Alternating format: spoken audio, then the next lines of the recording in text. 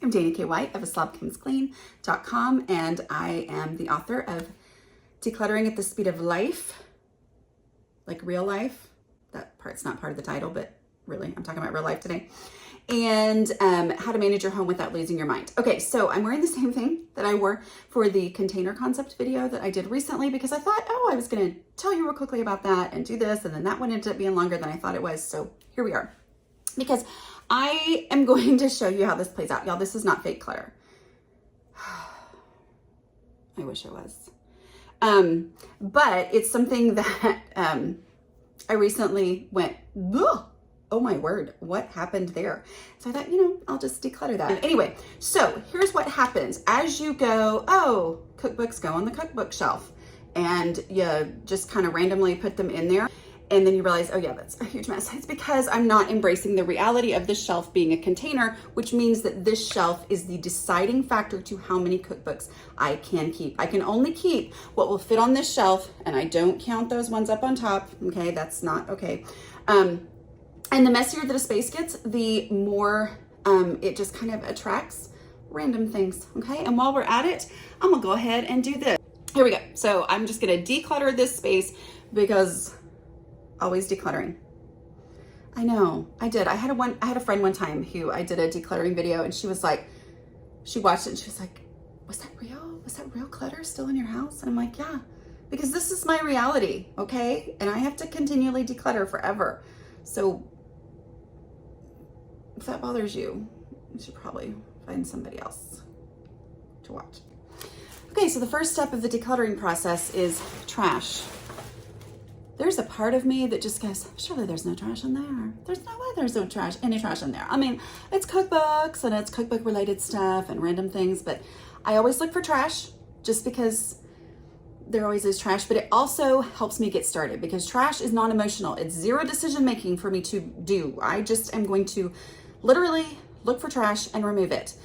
Even if I don't find any, I have now looked at the space. I have looked at individual items as I made sure that none of them were trash, okay? Looking at individual items as opposed to, oh my word, that's a big old mess, really changes things in my brain. And it makes it, instead of a mass of stuff, I start to see that it's individual things. Little brain trick. All right. Trash. Yep, that's trash.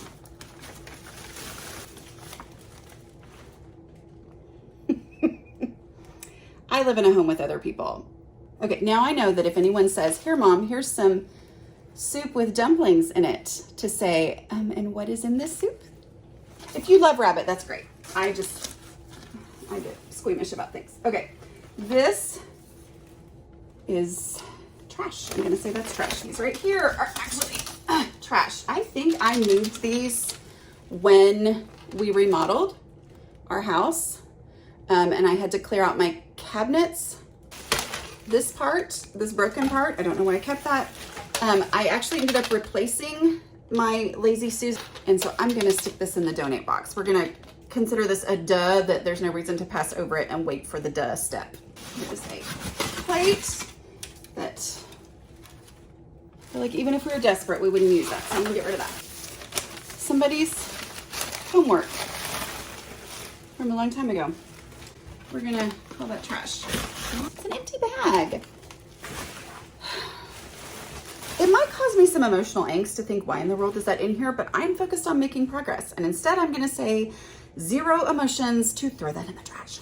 Okay, I got a few things out. Next, I am going to look for anything that belongs somewhere else. It's just not there for whatever reason. That's the easy stuff. That's step 2.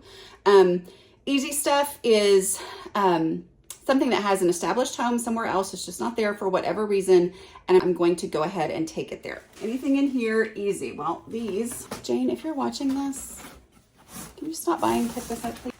I'm gonna go take this where I put the things that need to be returned to people. Little life hint, I finally came to the point where I just basically don't borrow things. It is worth the expense usually for me to go ahead and buy something I need or just do without than it is to borrow it from someone because I am so bad at returning, and then it weighs on my mind and it's very stressful to me. So anyway, just a little life hint. That actually was something that my friend's son brought something to my house. I'm guessing it's been over 2 years ago, that she sent in that, and then he left it. Most of the stuff in this space that has an established home somewhere else, that established home is like the wrong shelf. Okay, so yes, that counts as me doing the easy stuff, putting things back where they actually go. This is a cookbook, I would say.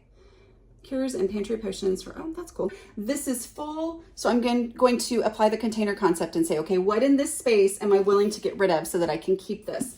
And it's a way to not keep everything. It's not like you have to find a place for everything. It just helps me when I ask, what can I get rid of to make space for this? It helps me go, oh, well, that doesn't actually matter enough to me to make space for it. See, as I keep going, I randomly find more trash. So I moved some easy stuff. It's a little better. Okay. Trash and easy stuff are gone. Next is declutter. So I'm just going to look around and go, what in here, when I actually go, what in here is clutter, without asking myself any questions whatsoever, what is clutter? What can I get rid of? Donations. All right. And by doing that, either I find some stuff and get rid of it and it makes the space better, or I don't find anything, but at least I have a better understanding of what's in here, which is going to help me as I keep going through the process. Those are some things to get rid of easily. I'm talking about things that can just go. That right there. I got it for my wedding. I don't think I've ever used it. I'm pretty sure I've probably written blog posts over the years of getting rid of like 2 other picnic baskets, which is such a great idea. A picnic basket, but you guys, we as a family have eaten outdoors quite a few times. And I don't know that I've ever used that. So I'm gonna call that a donation, which is a little bit painful.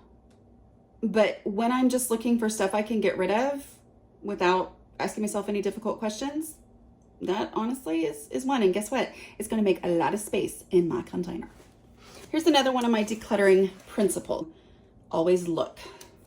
Because what if I put something super important in here? But I can always imagine what I've put into something, and I'm usually wrong. Oh, I was right. It is all these plastic plates and cups. I am going to put this in my donation thing. And I actually, once I'm actually doing it, once I'm actually putting it in there, I feel zero angst over this. Cooking with soup, with a picture on the front of something we would never eat. I'm sure I bought this at a garage sale way back when. I'm gonna call that a duh. All right. I think I've got my duh out. You guys, even if I just left it like this, which I won't, but if I did, it's better off. There is nothing that I've not pulled everything out of the space to start, okay, which is what most decluttering strategies will tell you to do. I will never tell you to do that, because if I step away, there's nothing left to do. Like, there's nothing hanging over my head as, oh, I prepped something by taking it out and putting it in a pile or whatever. It's like in the trash bag, it's in the donate box, or it's still in here, and the space is better off even if I stopped now. All right, so here we go. Next is my 2 decluttering questions. And so my first decluttering question is, if I needed this item, where would I look for it first? Okay, so I am going to go through here and see. Here's the thing, like, I just glancing at it, I'm thinking everything in here is pretty much where I would look for it first. Okay, like just glancing at it, I go, yeah. But I'm gonna make myself look through and say, okay, is there anything in here that doesn't actually belong? And then I'll ask myself that question. Okay, so decent chance there's something inside this basket. So I'm just gonna kind of shift around, not pulling everything out. More trash. Okay, I don't think I see anything that I need to ask myself, where would I look for this first? But if I come across it, I will know to use my 2 decluttering questions. As an example, which generally there are things that are randomly in here, but everything that was in here was like, oh, it can go in the trash or the donate box. But if I found something and I could not answer the question, where would I look for this first, instinct-based, then I would ask myself the question, which is really a reality check, which is, if I needed this item, would it ever occur to me that I already had one? Okay. I'm thinking that I'm going to kind of use that question on my cookbook through and just say, would it ever occur to me that I already had a cookbook? Because some of these are like super focused on some things. And I think that's going to help me get rid of some of these cookbooks if I ask that question. So let's see. All right, so I'm trying to stick this in there and it's not fitting. So I'm going to say, what am I willing to get rid of to keep this one? Okay, I think it's going to be this one. I thought it was going to be great. And then it was kind of like, well, maybe your grandma, but not my grandma. She didn't make stuff like that. So yes, I would go looking specifically for this book. It would occur to me that I already had it. So what am I willing to get rid of in order to make the space for this? Container worthy, this one over this one for sure. I would keep that if I had the space, but I don't have the space. So comparing the two books, that helps me decide. Cookie dough fun. If I wanted creative ideas on cookies, I wouldn't go looking for that. I also have, if you go to slobcomesclean.com/5, I think it's FIVE, slobcomesclean.com/5. You can sign up for my newsletter and get a printable of the 5 steps. Now we're down to pretty much, I mean, I may still find stuff from the first 3 steps, but we're pretty much down to just the stuff that I would look for in here. And now is the container step. Okay, so that is the step called make it fit, which does not mean shove everything in. It means make it fit in a way where this space is usable the way that you need it to be usable. Okay, so first thing to do with that is to consolidate. Okay, I'm going to consolidate. I'm going to start right here with my paper goods and things. So I'm going to put my napkins together and my forks, knives, and spoons, which is my best box. It just has a few in it, so I'm going to stick those in with this other. What is my deal with buying spoons? Goodness gracious. Okay, so that's something to talk about. Trash now. Decluttering helps me not buy things in the future. It gives me so much more awareness of what I have, okay? Next time I think I need spoons, I'm going to be so much more aware of, we don't need spoons. We have a million spoons. Remember, because I spent time decluttering this space. Okay. So it really does. If everybody says, how do I stop buying? Stop buying by decluttering, which gives you an awareness of your stuff and also makes you appreciate your space more, which makes you hesitant to bring more stuff in. But it also shows you, what are the things that I buy over and over and over and over again. Okay, here's a good example. This had 4 forks in it, 2 forks. Oh my word, a whole box for 2 forks. So I'm gonna put these 2 forks in with the other stuff and put that box in the trash. Christmas napkins, which I have no trouble using. Other times, here's some more random forks that were in that space. One of them just touched the shelf, so that one's gonna go in the trash. So see how I'm rearranging within this space, but I'm not actually taking anything out, so that if I needed to step away, I haven't messed up the rest of my house. That's the #1 frustration people have with decluttering, is that it ends up causing a bigger mess outside the space they were originally working in. Okay, so I'm gonna call it and say this is gonna be my napkin space. More trash. Now I have opened up more space, which having more space open means I can more easily keep things under control. Is that another cup back there? All right, so now I'm going to put these here, and I've got random things that are on the counter, so those are gonna go in the trash. Because when things are out of control, they turn into trash that they don't need to be trash. So it's very wasteful to have too much. Ooh, that one, that looks so much better. Okay, now, some of you might be thinking, oh, you can keep more cookbooks now, right? I'm not gonna do that because this space is so much more usable. It's just decluttered, but it basically functions as more organized because now I can get to what I need to get to. I can see what I need, all that, blah, blah, blah, okay? See, so this is something is blocking this from going back. Oh, look at these. These are some does. Crockpot, cookbook, random little cook. Oh, yes, I'm gonna keep that. I bought that in England. Favorite with favorite, spelled with a U, which means it's authentic. But these were all easy. These were like random little things. Okay, those are does.